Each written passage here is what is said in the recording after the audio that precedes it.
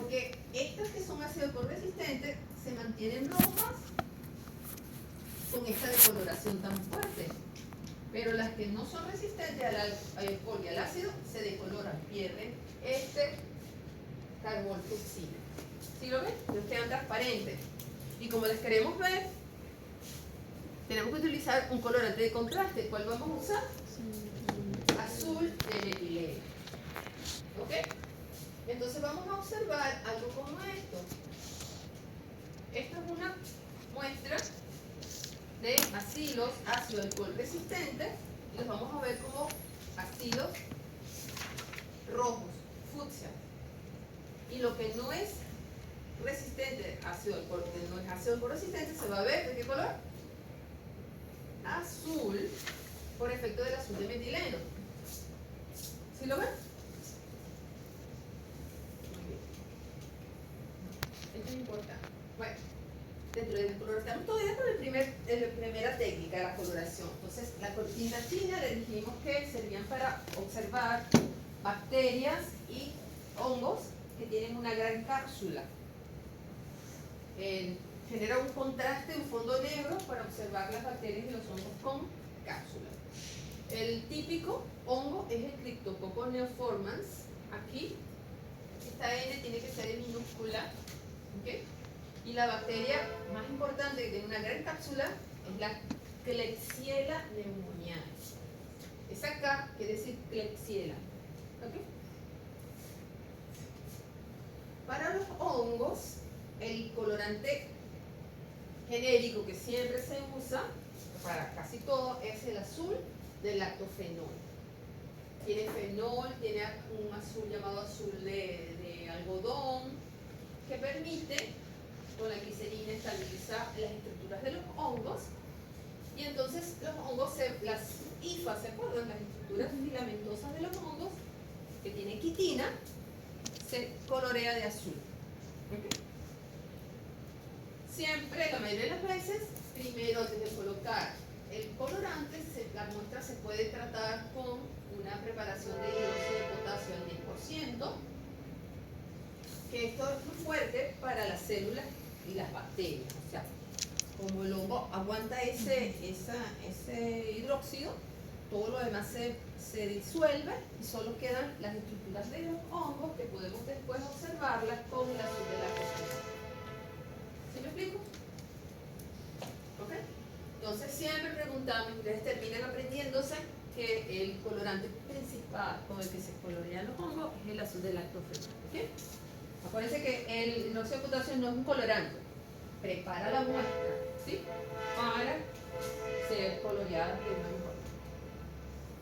Esa es la primera parte. Cuando llega la muestra al laboratorio, ¿qué es lo que hacemos? Tratar de buscar una coloración adecuada para observar la muestra directa.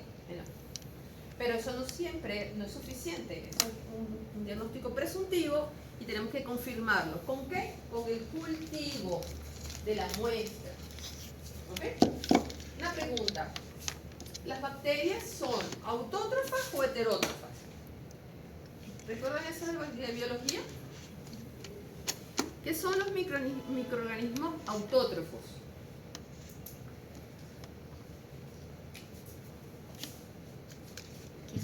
¿Cuáles son los organismos autótrofos? Auto, Hacen su propio trofos es comida. Hacen su propio alimento. Se producen sus propios alimentos. ¿Ok? ¿Y los heterótrofos? Necesitan obtenerlo del ambiente, ¿verdad? Las bacterias, los hongos son heterótrofos o autótrofos, los que producen enfermedades en los humanos y en los animales. Heterótrofos, ¿no?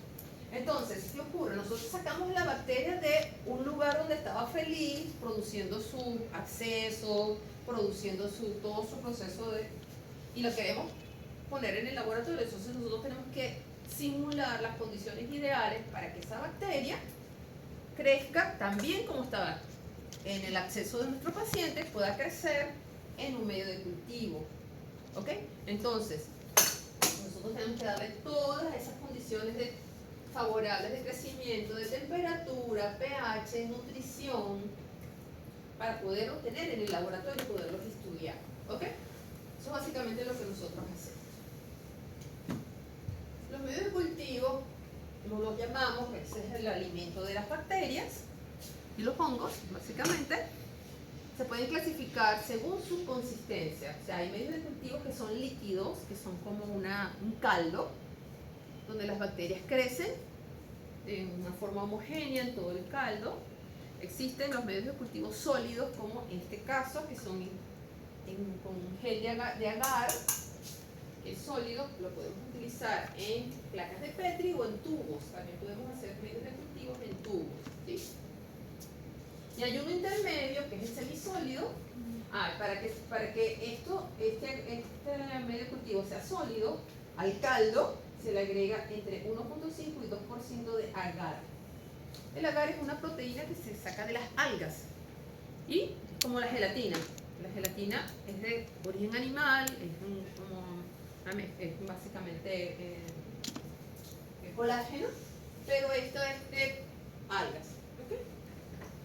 Si queremos un semisólido, porque hay pruebas bioquímicas que se hacen con medios semisólidos y hay bacterias que crecen en medios semisólidos, entonces le ponemos menos agar, le ponemos 0.3 y se pone así como blandito. Según su uso, esto por favor revísenlo. Un medio general es donde crece la mayoría de los microorganismos, ¿ok? Como el agar nutritivo, puede ser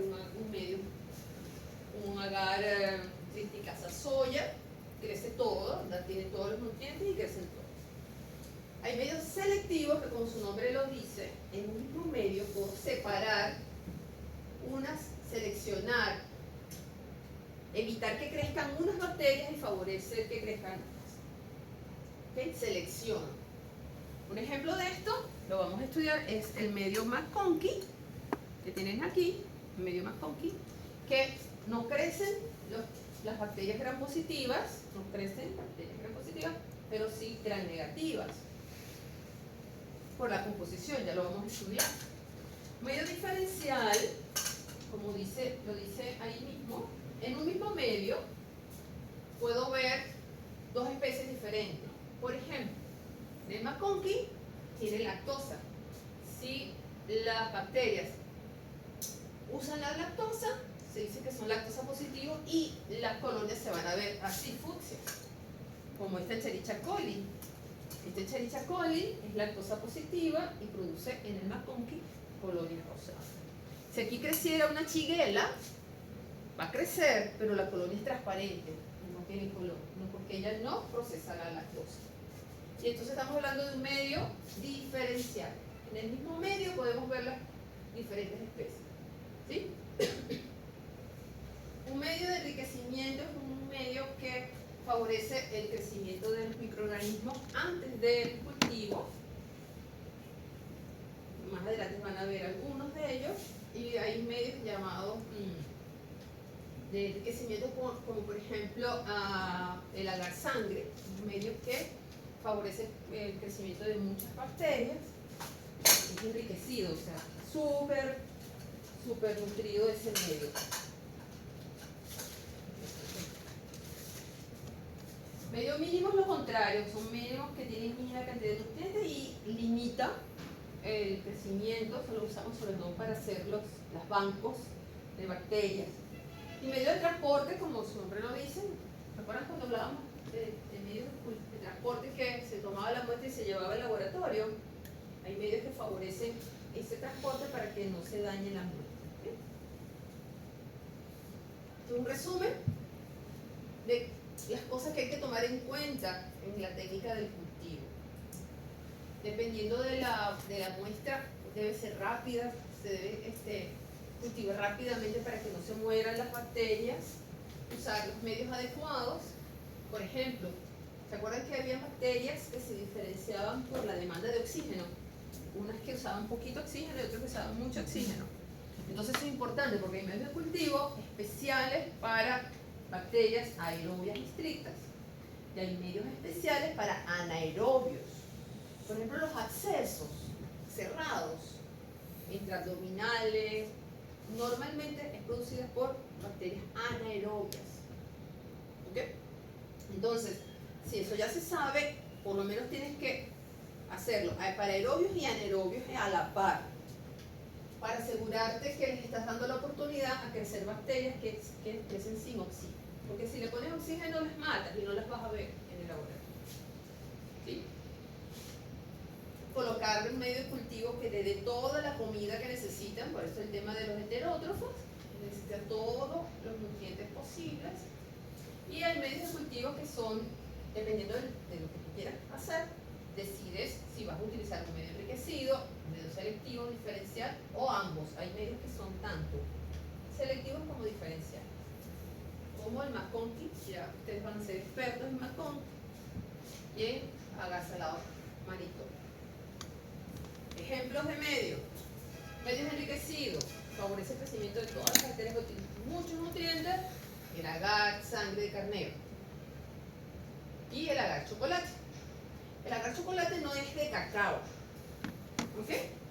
El agar sangre de carnero, se agarra carnero, le saca sangre como anticoagulante y tienes un medio base donde tú vas a mezclar la sangre con el agar y al final vas a tener, así como lo van a ver, un medio de cultivo así, rojo, bien bonito, de puros glóbulos rojos. Aquí está. Mira, es que es bien bonito, ¿verdad que sí? Es brillante, es lindo. ¿Esto qué quiere decir? Que dentro de ese agar, los glóbulos rojos están enteros, están completos. Y hay bacterias que tienen hemolicinas que van a romper el glóbulo rojo y van a nutrirse de la hemoglobina, de los factores de crecimiento que están dentro del glóbulo rojo. ¿Sí? Pero el agar chocolate es esa misma sangre, pero lisada, rota. Rompimos a propósito los glóbulos rojos con calor y con movimiento. Entonces se hace la misma preparación de los medios, pero quedan con un color como si fuese chocolate. Queda de este color, así. Como un chocolate con leche. Y esto es simplemente la sangre hemolizada. ¿Por qué? Porque entonces hay microorganismos como el hemófilo influenza, la Neisseria gonorrea, que no tienen hemolicinas, no van a romper nunca un glóbulo rojo. Entonces hay que darle la comidita fácil. Entonces ya tú le rompes el glóbulo rojo y tiene todos los factores de crecimiento allí a la mano. ¿Sí? El Taller Martin es el mismo agar chocolate, el mismo agar chocolate, ¿sí? Taller Martin, lo ven ahí, no sé si está muy bajito. Si no, levántese para que vean. Agar Taller Martin, hay uno que es modificado. Esto que dice suplementos BCNT es un cóctel de antibióticos. Esto es, creo que vancomicina, nitrofurantoína, son 4 antibióticos a los cuales la Neisseria gonorrea es resistente. Entonces esto es un medio selectivo donde, o sea, imagínense ustedes una secreción purulenta de vaginal, por ejemplo, de una paciente sospechosa de gonorrea. Ahí hay de todo, hay microbiota, flora, microbiota asociada, y están los gonococos. Entonces, ¿qué pasa aquí? Con estos antibióticos se matan, no permite el crecimiento de toda esa flora asociada, pero sí de forma exclusiva los gonococos. Entonces, por eso aquí está ese como medio selectivo el Taller Martin. Esto es un ejemplo, hay muchos, ¿no? Para el aislamiento de gonococos. Medios diferenciales, ¿se acuerdan lo que eran los medios diferenciales? ¿Qué hacían los medios diferenciales? Muy bien, en una misma placa, en un mismo cultivo, puedes ver dos diferentes especies, ¿ok? Entonces, el McConkey es un ejemplo, el agar salado manitol es otro ejemplo, donde puedes detectar bacilos que fermentan lactosa y los que no, simplemente con que cambien de color en una misma placa. Y la sangre de carnero, tú lo puedes usar para estudiar patrones de hemólisis. Y por eso el agar sangre de carnero se dice que también es diferencial. Hay bacterias que son capaces de hemolizar estos glóbulos rojos de forma total. Y eso se le llama, esto son preguntas de examen. Siempre preguntamos esto. La hemólisis total que se produce en agar sangre se llama beta hemólisis. Ya se lo van a ver más adelante. ¿Okay? Hemólisis total en el agar sangre. Y uno de las bacterias que producen ese patrón es el Staphylococcus aureus. Hay otro que la hemólisis parcial, se llaman alfa hemólisis, y lo produce por ejemplo el Streptococcus pneumoniae. Y hay otros que crecen en el agar sangre sin hemólisis, y esa hemólisis se llama gamma, tipo gamma hemólisis. Un ejemplo, el Staphylococcus epidermidis. ¿Okay? Y así. Tenemos el agar McConkey como un medio que es tanto selectivo como diferencial para gram negativos. ¿Ok? Porque es selectivo porque tiene sales biliares y cristal violeta. Ya las bacterias gram positivas no les gusta eso. Entonces, los cocos gram positivos, las bacterias gram positivas no crecen en McConkey. ¿Y por qué se dice que es diferencial? Por qué cosas que tiene aquí que hace que las bacterias puedan, si utilizan el compuesto, bueno, ya se lo dije, la lactosa, se producen colonias rosadas, y si no lo usan, se ven transparentes ahí. A veces agarramos para el examen, le ponemos una imagen del medio de cultivo, le pedimos que identifiquen el nombre, por qué es selectivo, por qué es diferencial, qué crece allí. ¿Okay? O sea, esto que les estoy diciendo es importante. Tienen que estudiarlo. En el Murray hay todo un capítulo de las características de los medios de cultivo. Y esto lo hablamos. Dentro de los medios también diferenciales está el Salmonella shigella o el TON, o el Eiton, mejor dicho. También se puede diferenciar entre fermentadores de lactosa y de no fermentadoras de lactosa. Y, por ejemplo, la shigella y la salmonella son no fermentadoras de lactosa. ¿Okay? Pero una de ellas, entonces, ¿cómo las diferenciamos? Resulta que la salmonella produce hidrógeno sulfurado, SH2. Y las colonias precipitan de color negro. Entonces, aquí podríamos ver a las shigella verdes y a las salmonellas negras. Y las podemos diferenciar en el mismo medio. Muy útil para el microbioma. ¿Okay? El agar salado manitol es otro medio muy importante porque permite, básicamente, es selectivo para el género Staphylococcus. Lo único que crece es Staphylococcus. ¿Por qué? Porque tiene una alta concentración de cloruro de sodio. Imagínense, entre 7.5 y 10% de pura sal. Entonces, a los estafilococos no les gusta, ni a los enterococos, que aguantan sal, no, a esa concentración no crece. Solo crecen los estafilococos.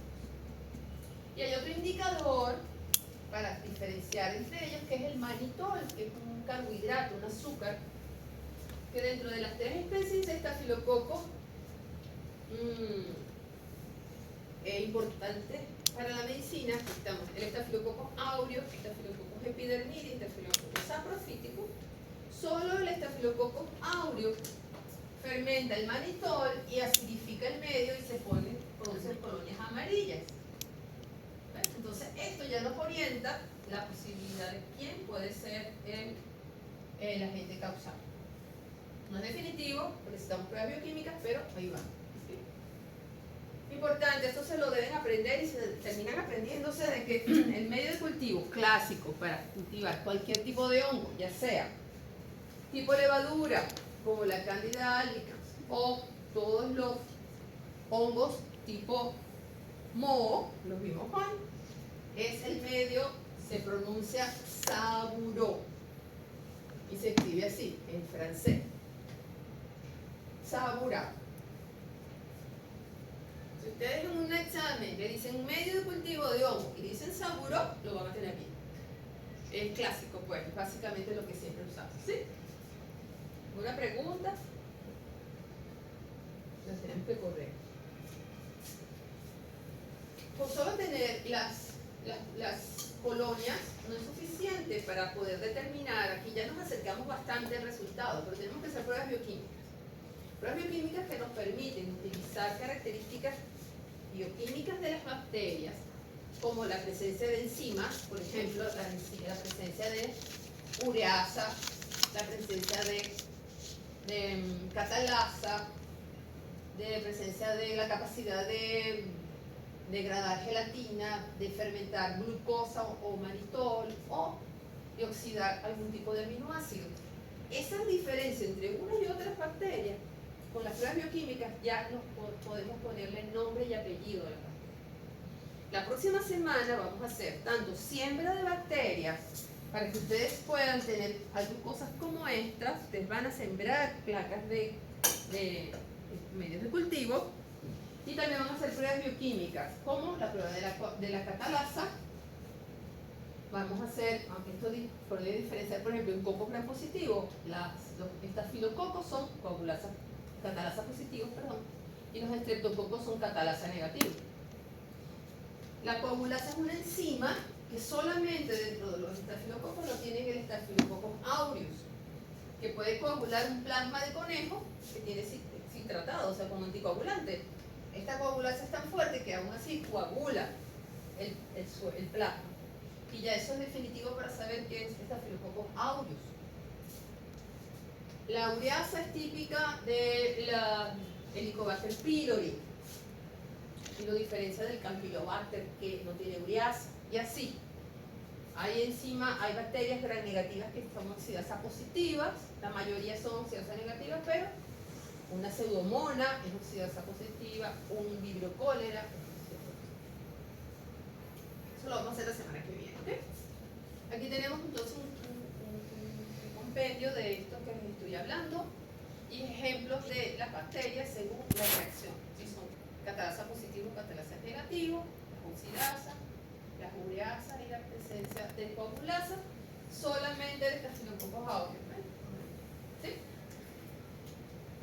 Esto que voy a presentarles ahora es solo para que lo estudien por su cuenta, porque no es imposible revisarlo ahora, pero son como decir los esquemas que nos permiten al final poder ponerle nombre y apellido a las bacterias, tomando en cuenta estas pruebas bioquímicas.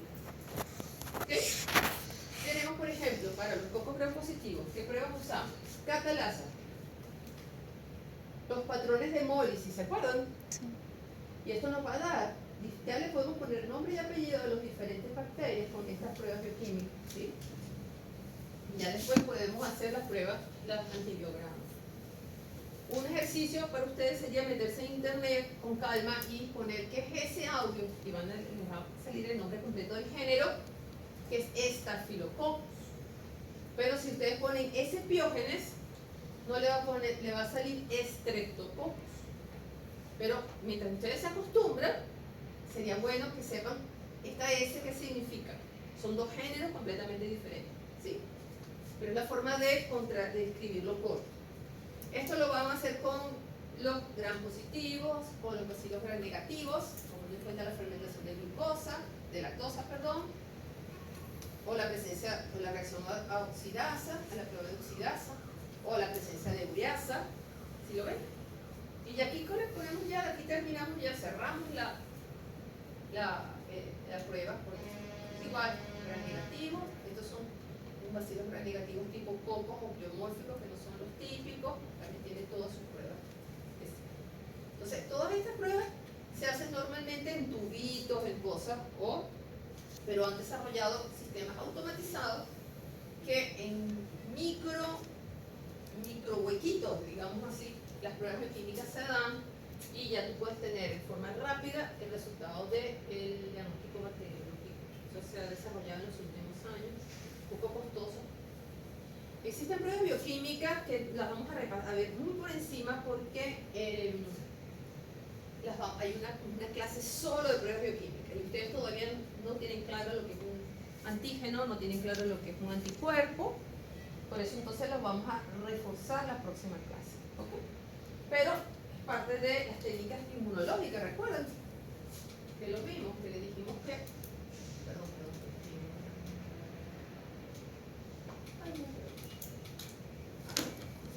¿te acuerdas que había la tercer grupo de pruebas son las inmunológicas que permitían detectar antígenos y anticuerpos? Bueno, entonces aquí están diferentes reacciones antígeno-anticuerpo. anticuerpos como la aglutinación, precipitación, la inmunofluorescencia, pruebas de ELISA. ¿Sí? Aquí tienes básicamente pruebas serológicas. ¿Qué dijimos que muestra usamos en las pruebas serológicas? Específicamente suero. Y las no serológicas pueden ser orina, heces. Y siempre vamos a buscar en las serológicas antígenos o anticuerpos y en las no serológicas antígenos y toxinas. Miren, en muestras serológicas podemos detectar antígenos como lo que hablamos hoy. Antígeno superficie del virus de la hepatitis B, un antígeno no estructural del dengue y el P24 del VIH. ¿Recuerdan que lo vimos hoy? Entonces, hay técnicas serológicas para detectar. Si yo tengo un paciente, como no puedo aislar el virus, le busco los antígenos, que son como pedacitos de proteínas o de algo que caracteriza a esa virus sin ningún tipo de dudas. ¿Okay? Estoy muy rápido porque tenemos que hacer la práctica. El ELISA son pruebas inmunoenzimáticas porque combinan la interacción antígeno-anticuerpo con la presencia de una enzima que en presencia de su sustrato produce un color. Y estos han sido maravillosos, han dado un gran aporte a partir de los años 80 para acá al diagnóstico microbiológico porque nos permite detectar tanto antígenos como anticuerpos. En este caso, este ELISA sándwich permite detectar antígenos en la muestra del paciente. Esto es la muestra del paciente. Tenemos una fase sólida, que es una cajita de plástico con huequitos, que le colocamos los anticuerpos, lo vamos a estudiar. Son unas proteínas que son específicas, que se unen específicamente a un antígeno particular. Y si el paciente tenía presencia de ese antígeno, ¿cómo lo veo? Con otro anticuerpo que yo le pongo a propósito, que solamente se va a pegar a ese antígeno y que tiene una enzima que yo le voy a colocar un sustrato, y si se pone color, ¿qué quiere decir? Que de forma indirecta mi paciente tenía esos antígenos en la muestra. ¿Sí? Esto también pasa de forma indirecta con los anticuerpos. Entonces al revés. ¿Cuál es la muestra de mi paciente? ¿Qué estoy buscando? Anticuerpos. Entonces yo le pongo el antígeno, se lo pongo yo en el laboratorio y veo si mi paciente tiene los anticuerpos que fijan, que se unen a ese antígeno en particular. ¿Cómo lo veo? Con otro anticuerpo, contra anticuerpo, el mismo sustrato, la enzima, tal, y puedo ver. ¿Sí lo ven? Entonces aquí ya yo puedo detectar anticuerpos en la muestra. ¿Qué hay aquí? Que me lo pasé. Otra forma de detectar anticuerpos con otra técnica que es la inmunocromatografía. Ustedes hicieron estas pruebas con el COVID. En alguna oportunidad hicieron pruebas de COVID con prueba rápida. ¿Sí? ¿De tomar una muestra de sangre o fue de...? Entonces aquí, esto lo vamos a estudiar más adelante, cómo funciona esta técnica, pero permite detectar dos tipos de anticuerpos muy importantes. La IgM, que nos habla de una infección reciente, esto lo vamos a estudiar en inmunología, o la IgG, que nos habla de una infección ya pasado los 7 días, pero que son específicos y nos hablan de que el paciente se infectó con ese virus o bacteria que nosotros estamos estudiando. ¿Sí? ¿Ustedes almorzaron? ¿Les dio chance de almorzar? ¿Sí? Algo así. Bueno, hay otra técnica de aglutinación que utilizamos antígenos de las bacterias, básicamente en forma granulada, así que lo podemos mezclar con los anticuerpos del paciente y ver al ojo vista la respuesta, positiva o negativa. Eso lo vamos a estudiar después. De pruebas no serológicas dijimos que podíamos utilizar orina, heces, y entonces en esta misma técnica de inmunocromatografía o pruebas rápidas, que ahorita hay para todo, virus, bacteria, hongo, para todo. Por ejemplo, fíjense, con la orina podemos buscar antígeno de la bacteria neumococo, que produce infecciones pulmonares, del Streptococcus pneumoniae, en la orina. O en las heces podemos detectar la presencia del virus que producen diarrea, sobre todo en los niños, como el rotavirus o el adenovirus. incluso ambos en la misma prueba. ¿Sí? Después estudiamos esos casos. En cuanto a los ácidos nucleicos, entonces, esta tercera forma de poder diagnosticar si un paciente se infectó o no, con sobre todo virus, es detectar el ácido nucleico. Directamente se puede identificar por una hibridación directa de sondas marcadas de ADN en la muestra del paciente o utilizando PCR. ¿Saben lo que es el PCR? ¿No han oído? Reacción en cadena de la polimerasa. ¿Okay? Entonces, buscando un pedacito de gen específico del virus que nosotros queremos, podemos confirmar la infección de una manera rápida, pero cada vez más rápida, cada vez más económica. Y ahí podemos nosotros confirmar un diagnóstico, ¿ok? O con otras técnicas también, con micromatrices de ADN. Están las imágenes de las tres técnicas. Entonces eso con calmita. Aquí hay una técnica un resumen de la PCR. ¿Ustedes han estudiado eso? En biología no estudiaste, ¿verdad? Por eso no me paro aquí. Pero sí quiero que sepan que sí se usa mucho, sobre todo en enfermedades virales. Vamos a ver quién quiere ser millonario. Rapidito. Respecto a la primera etapa de manejo de las muestras, que es la visualización directa, ¿cuáles? Todas son correctas menos una. ¿Cuál no es? La D. La visualización directa de la muestra. La D. ¿Es de bajo costo? Sí. ¿Rápido? Sí. ¿Se pueden hacer a frente con coloraciones? ¿Son pruebas confirmatorias? No. No. Muy bien. En cuanto a la adición de Gram, todas son ciertas menos una. ¿Cuál es incorrecta? La D. ¿Cuál es incorrecta? Exactamente. ¿Cuál es el colorante de contraste del Gram? Safranina. ¿Qué técnica es la que usa azúcar metileno como contraste? Nielsen. La Cis-Nielsen, la de las bacterias ácidos aciólicos resistentes. Y para el ELISA, que es esta prueba de ensayo enzimático, todas son correctas menos una. ¿Cuál es falsa? No, al revés. Todas son falsas. ¿Cuál es la única correcta?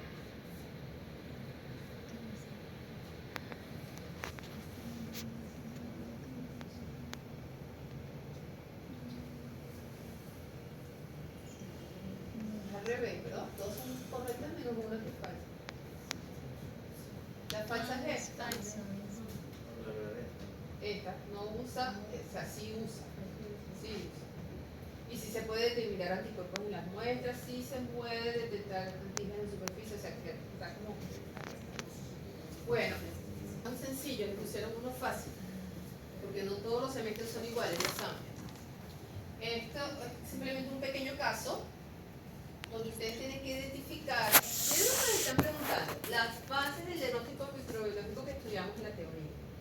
Fase preanalítica, que incluye tipo de muestra y toma de muestra.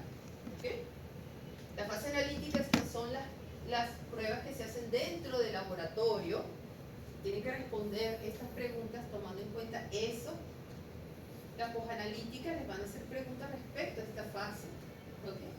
Y después te dice, indique las características más importantes desde el punto de vista microbiológico y los factores de virulencia del microorganismo que causa la enfermedad. ¿Okay?